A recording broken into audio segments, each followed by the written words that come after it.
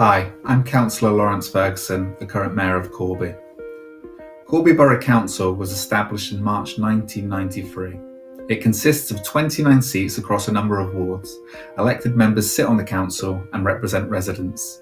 In the 28 years of Corby Borough Council, there have obviously been 28 mayoral terms. Now, the first Mayor of Corby was Councillor Margaret Maudsley. I was only 10 years old when she became mayor, but I definitely remember her, as do a lot of people my age. Looking back, maybe this was because it was a new mayor of a new borough council. Of the 28 mayoral terms in Corby, there have actually only been 25 different mayors. 3 councillors, Councillor Mohammed Rahman, Councillor Peter McEwen and Councillor Ray Beebe, hold the honour of having served as mayor on 2 separate occasions. I also like to think that Corby is quite progressive when it comes to electing its mayor. I think a lot of people, when they think of the mayor, particularly from outside Corby, they think of sort of older, more officious, quite stuffy types. But it's never been the case in our town. Even when you look right back, we have all sorts of characters, creeds and backgrounds, and it really is wonderful to see. In 2017, we elected our youngest ever mayor, Councillor Matt Keane, at the age of 24. Now, I won't say who the oldest mayor was, although I can definitely confirm it's not me. So what does a mayor do? A mayor is the first citizen of the borough. The only people that take precedence over the mayor is Her Majesty the Queen, members of the royal family, and the Lord Lieutenant.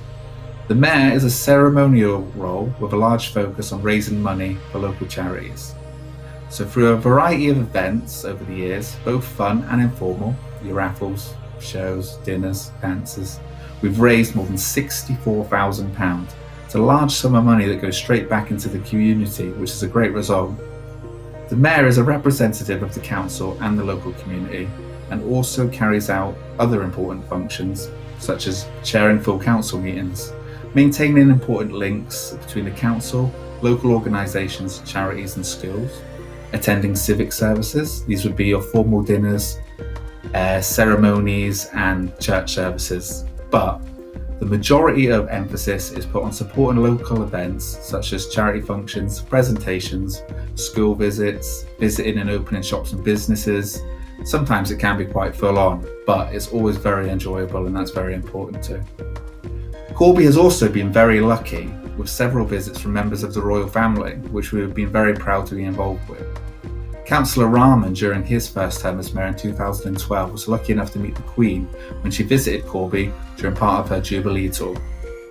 For more formal occasions, such as Corby's full council meetings, civic services, Remembrance Day parades and civic dinners, the mayor will usually wear full attire.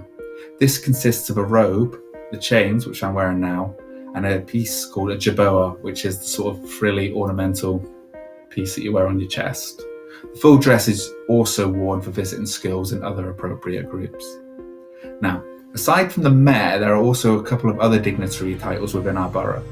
There have been 4 aldermen in the borough council's time. These are George Crawley, Jimmy Noble, Maureen Forshaw, and just this year, Councillor Willie Latter. Alderman status is awarded by Corby Borough Councillor to councillors who have provided more than 20 years service. We have also presented a Freedom of the Borough just once, and this was to the late Jimmy Kane in March 2007. On a personal note, I can't emphasise how much of an honour and a privilege it has been to be the mayor of this borough. However, I cannot deny that there is not some disappointment with the lack of events and functions this year due to the pandemic.